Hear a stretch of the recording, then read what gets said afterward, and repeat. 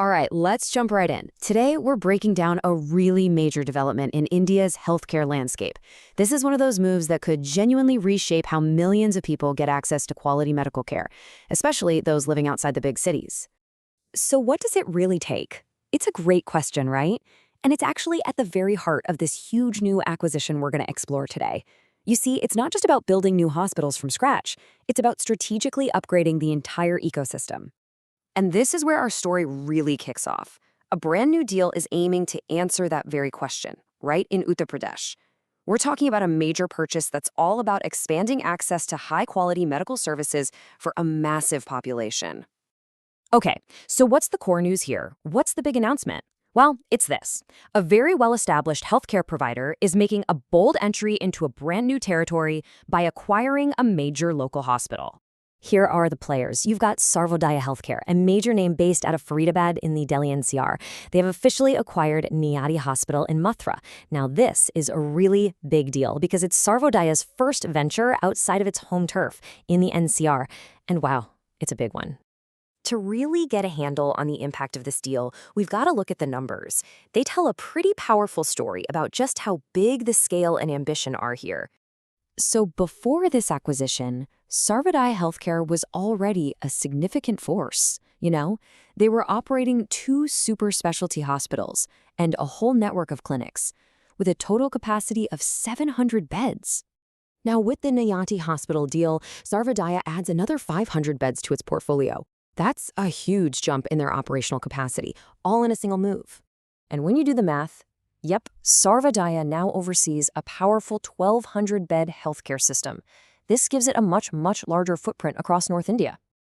Of course, an expansion like this is powered by some serious investment.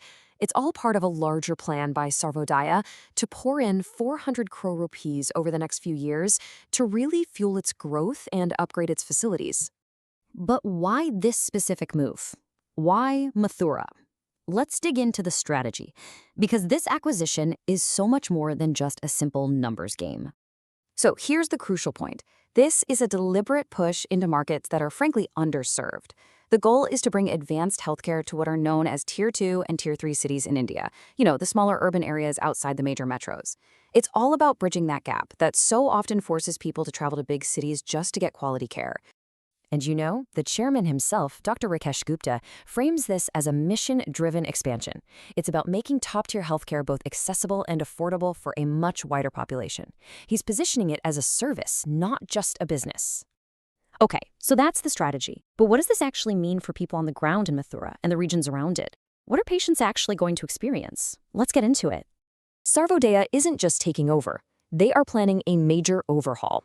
The plan has 3 key parts: upgrade the hospital's physical infrastructure, bring in state-of-the-art medical tech, and, this is the most important one, introduce new super specialty services. So what exactly is super specialty care?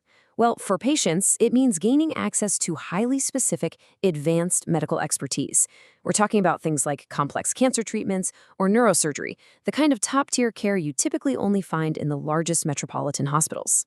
To be specific, this means residents in the region will now have local access to world-class cardiac care, neurosciences, and comprehensive oncology services. This is an absolute game changer.